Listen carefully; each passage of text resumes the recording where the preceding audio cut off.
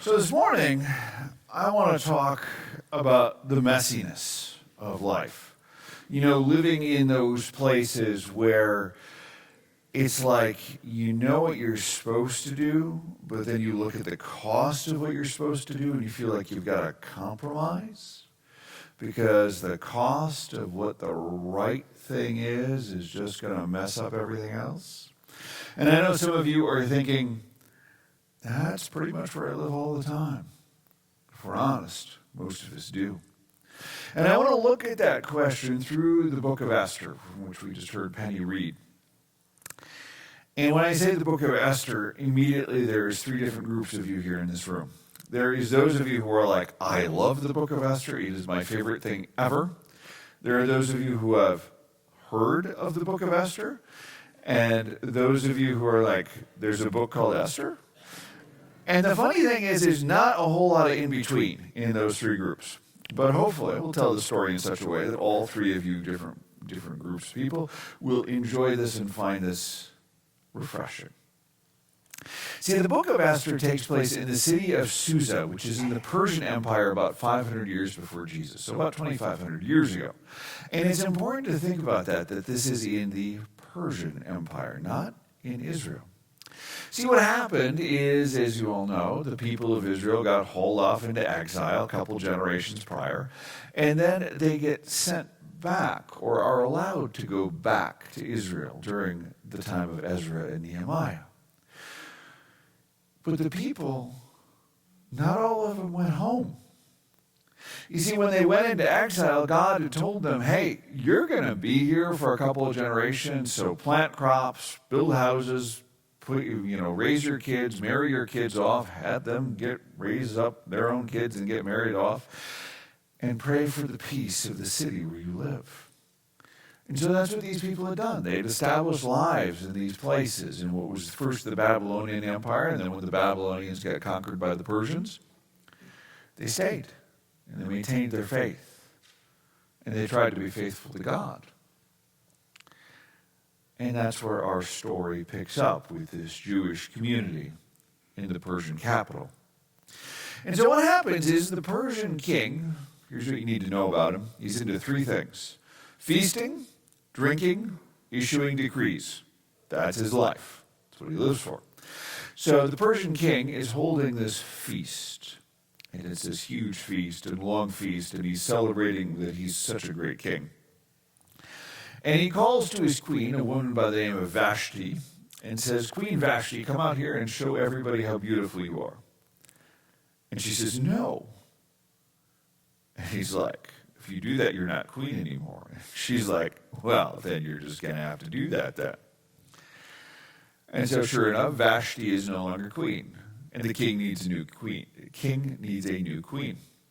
So, of course, in order for him to get a new queen, what he does is he appoints a blue ribbon commission to find the wisest, kindest woman in all of the empire, somebody who's a friend to animals and children alike. No, wait, that's not what he does. He holds a beauty contest to find the prettiest girl. Let's be honest here is what happened. Okay? I have comments I'm not going to say. Okay, so anyway, he holds a beauty contest, and this young Jewish woman by the name of Esther wins, and so she becomes queen. And meanwhile, there is this official in the empire by the name of Haman. And Haman, for various reasons, which I'm not going to get into now, decides that he wants to destroy the Jews. He decides that these people are bad and offend him, and so he wants them wiped out.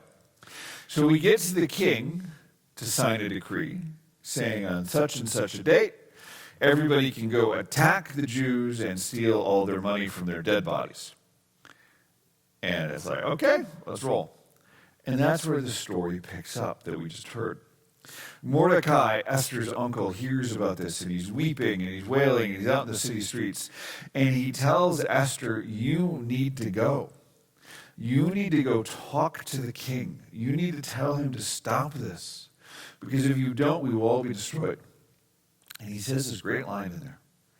He says, look, if you don't do this, Don't think that you're going to get out of this free. Don't think that you're going to survive, because you'll still be destroyed. And God will raise up somebody else from some other place to save the Jewish people. But maybe you were put here for a time such as this.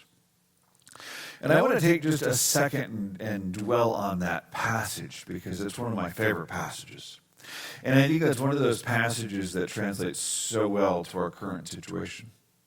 There are people out there that God wants us to reach. There are people all around us, friends and neighbors and people living down the street, coworkers. And if we don't reach them, God will raise up somebody else to do it. And we just don't get to be a part of it. And the history of American Christianity is people who have had that fire to reach those people who don't know Jesus, and then they get fat and happy, and they get more concerned about what happens inside their own walls. And God says, fine, you don't care about me anymore? I'll raise up somebody else to do the work. And it's a passage I have meditated on for 20-odd years now.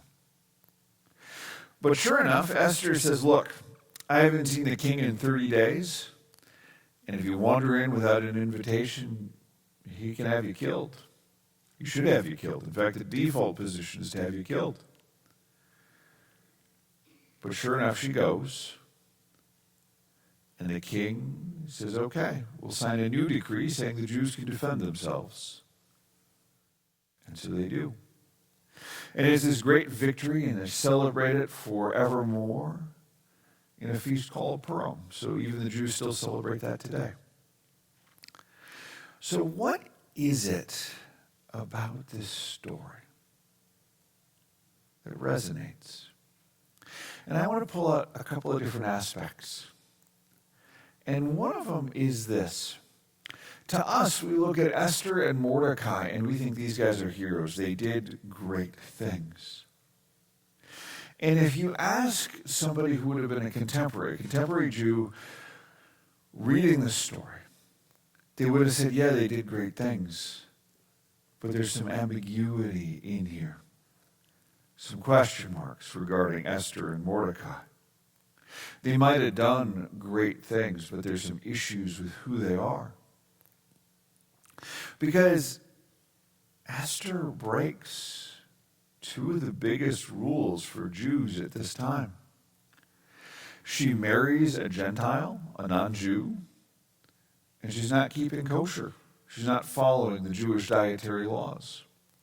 Now, you look at that today from our perspective, from 2022 Christian perspective, and you're thinking, well, is that so bad? If you had asked somebody 2,500 years ago, they would have said, yeah, it is. Because think about this. What they're trying to do, what the Jewish people are trying to do, is preserve who they are.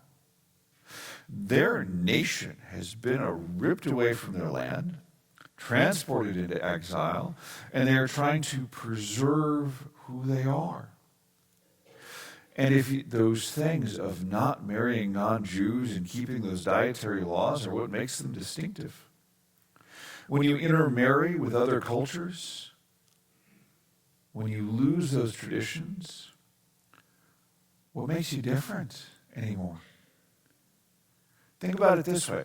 How many of you proudly claim Scandinavian heritage? Raise your hand, okay? Okay? A few of you, come on, there's more of you Norwegians in here than you're admitting, okay? Okay, how many of you are proudly German heritage, okay? Okay, there we go, that's better, okay? Let's be honest, is there any difference? Okay, no. We've all intermarried enough that you've lost all those distinctiveness, okay? Yeah, you might like pierogies versus kielbasa. Okay, let's be honest. Is there a difference? Okay. And that's what they're fighting for. That's what the Jewish people are trying to do in this time. They're saying if we intermarry, if we lose what makes us us, we won't exist anymore. And you know what? They were right. How many Hittites are there out there anymore? Okay. Does anybody remember the Cushites? No. Okay. So people groups that got invaded, they intermarried, they got lost. And so here you have Esther doing the two biggest taboos. Now, here's the thing. And here's what I want you to understand.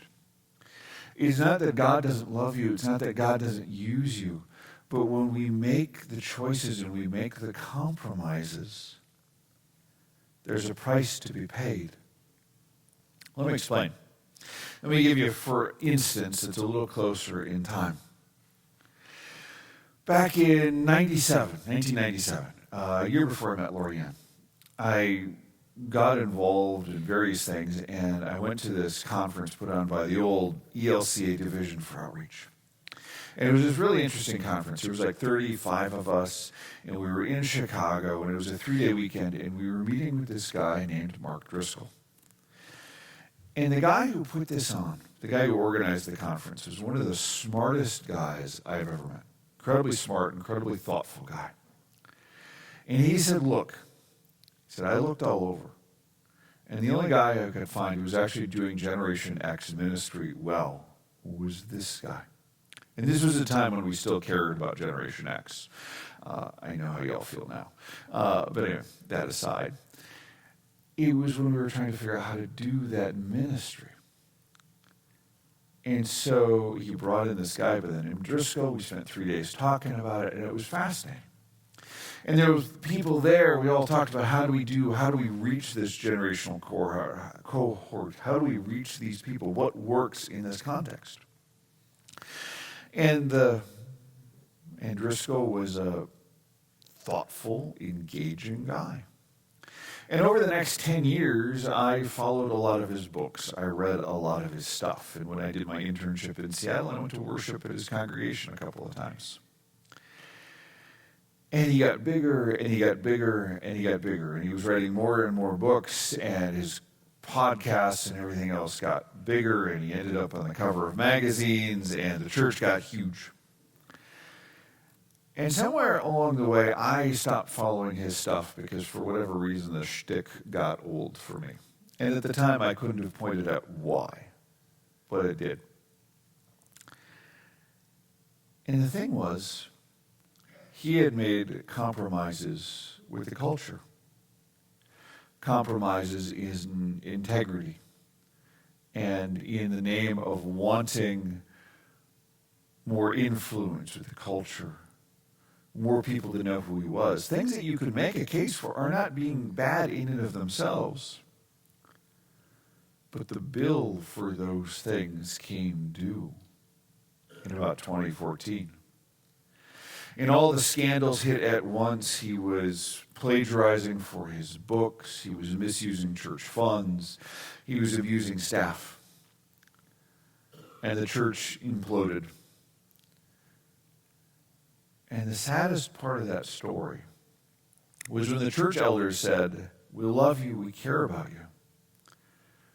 We want you to get over this stuff, so we put together a plan to help heal you, to meet with people and talk about your sin so that you can be restored." He said, "No, I'm just leaving." And so he went down to Arizona and he started a new church, which by all accounts is suffering from the same issues. And the reason I tell you that story is so I can tell you this story. Christianity Today did a fasting podcast called Rise and Fall of Mars Hill, the name of that church. And I remember hearing an interview with one of the worship pastors. And he talked about how Driscoll would yell at him and abuse him and whip him around and everything else. And then he tells the story of being at this service when they were inviting people up to get baptized. And all sorts of people are coming up to be baptized. Of course, this is Seattle because nobody's ever get baptized in Seattle. And he's there, and you hear him playing, and you can hear the audio from that night. And then he recognizes somebody who comes up to get baptized.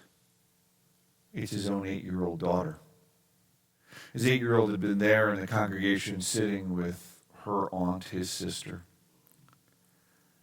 And she's like, I want to give my life to Jesus. And you hear the joy and the emotion in his voice as he baptizes her. And the whole podcast explores how God can work through broken people and how the bill for their sins always comes due. And it's this beautiful and powerful and painful story. And I tell you that to ask you this question. Where have those compromises hit in your life? Where have those places been where you look at your life and say, I know I'm not supposed to do this, but the price is too high? Because we spiritualize these things.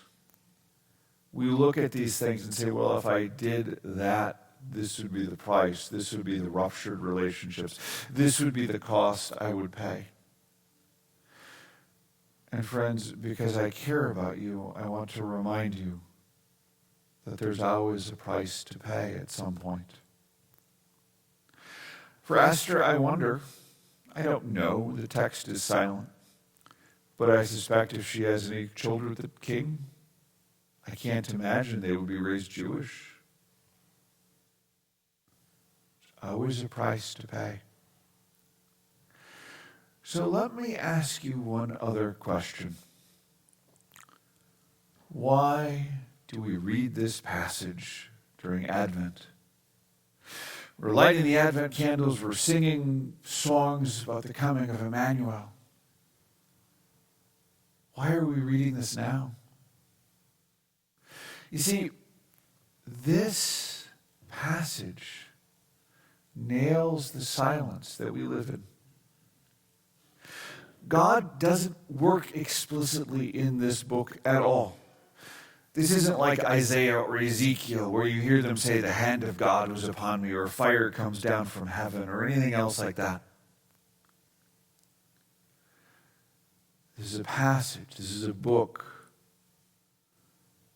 where God is implicit, not explicit. This is a book where we have to live in the questions and live in the waiting time. And there's one other piece of it I want to explore for you. I was thinking a lot about something George Orwell had said. Yes, I know, I think about Orwell a lot.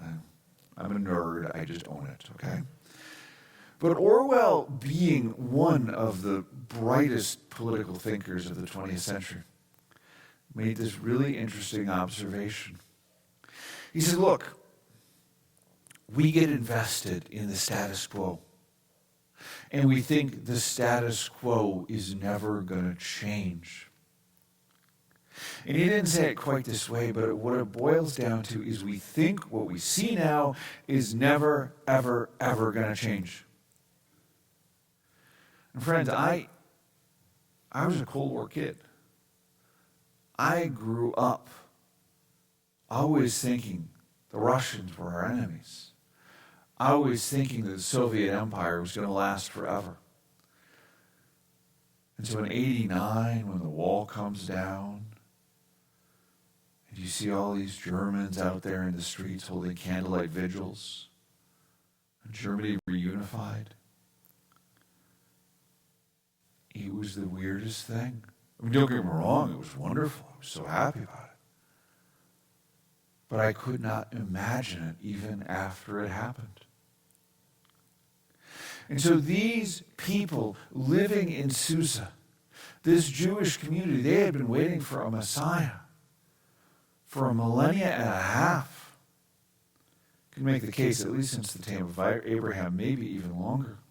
They had been waiting for the Messiah, the promised one, the one who would set everything right. But they had been waiting for him. But at the same time, they were used to the status quo. And I wonder how many of them and how many of us get so invested in the status quo. We say we're waiting for the Messiah. We say we're waiting for Jesus to show up. But really in our hearts, we're just looking for the same thing every day. We're just so into the status quo that we don't even think, we don't believe it can change.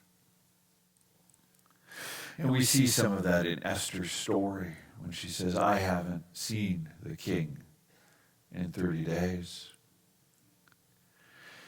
And so, my friends, as we're in this Advent time, waiting, reflecting,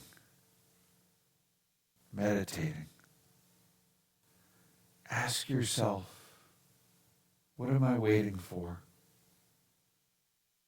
Where is it that I've become too comfortable, too accustomed to what's happening on? And remember, the light of God will break through and will change things and will give us hope. Amen.